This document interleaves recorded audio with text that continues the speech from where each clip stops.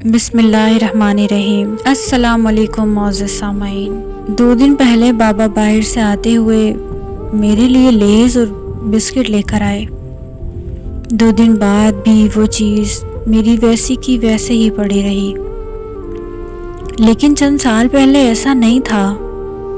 مجھے یاد ہے میری بہن جو کہ میری سہیلیاں تھیں، چند سال پہلے بابا کچھ بھی لے کر آتے، ہم بہنیں جھپٹ لیا کرتے تھے، ایک دوسرے کے شوق میں فوراً کھا لیا کرتے تھے۔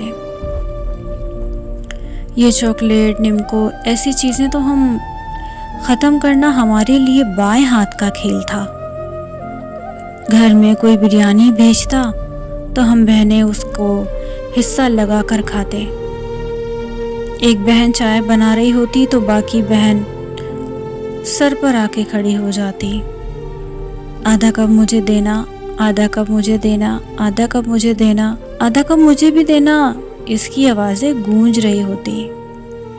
اگر چائے نہ دی جاتی تو ایک دوسرے سے ناراض ہو جاتی، اس لیے ہر کسی کو چائے دینی پڑتی اور ہر کسی کی کوشش ہوتی کہ چائے چپکے سے بنا لی جائے، لیکن ایسا ہو نہیں سکتا تھا۔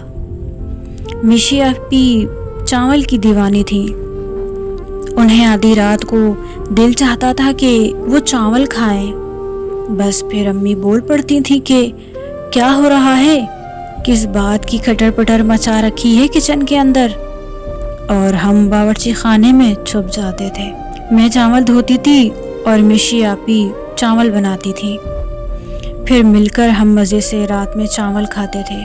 ہم بہنیں بہت لڑتے تھے، لیکن جب کہیں جاتے تو ہمیں کسی اور کی ضرورت ہی نہ پڑتی، ہمارا اپنا ہی گروپ بن جاتا۔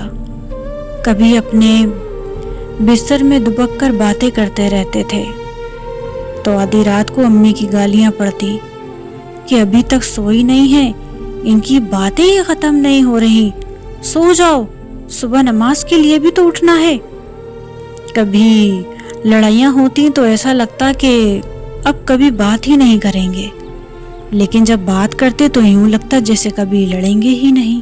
کبھی 2 بہنیں آپس میں مل جاتی اور دوسری بہن کو اتنا تنگ کرتی کہ اس بہن کو رلا کر ہی چھوڑتی۔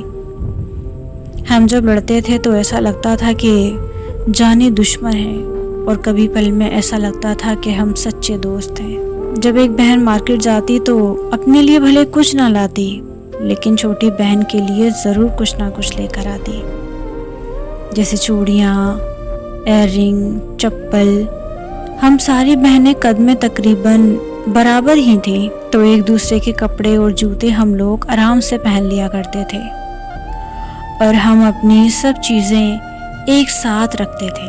شادی بیاہ کے موقع پر میک اپ کے لیے بیوٹیشین نہیں، میشی آپی ہم سب کو تیار کرتی تھی، کیونکہ میشی آپی تو ہر پن مولا تھی۔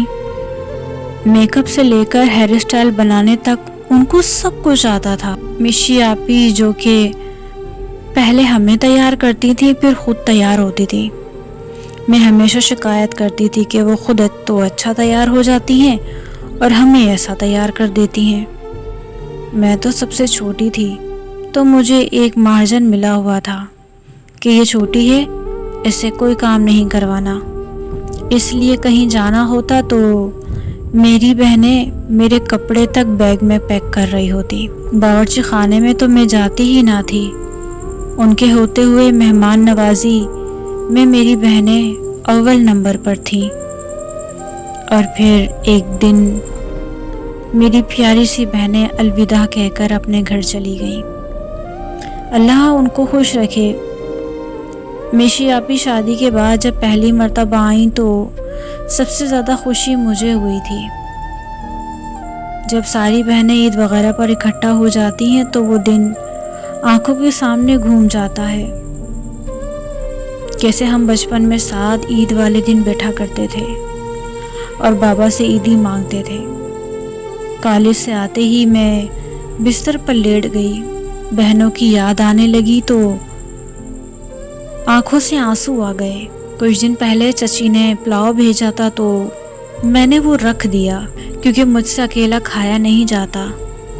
پہلے ایک دوسرے سے لڑ جھگڑ کر کھا لیا کرتے تھے، اب سارا کچھ میرا ہی ہوتا ہے، سو میرا اب دل نہیں چاہتا۔ ابھی میں چائے بنانے جا رہی تھی تو مجھے بہن کی یاد آئی اور میرے آنسو جاری ہو گئے۔ آج میں اکیلی تھی اپنے گھر میں، رات اس پہر جب میں سوچتی ہوں اپنے بچپن اور اپنی بہنوں کی یادوں کے بارے میں تو میری آنکھوں سے اشک جاری ہو جاتے ہیں۔ کیسے باتوں کا صندوق کھول کے رکھتے تھے ہم رات میں، آج کسی نے کہا ہی نہیں چھوٹی یار ایک کپ میرے لیے بھی چائے بنا دو، اس لیے مجھے آج چائے بنائی ہی نہیں گئی۔ دوستو اگر آپ کو سٹوری پسند آئی ہو تو کمنٹ سیکشن میں اپنی رائے کا اظہار ضرور کیجیے گا۔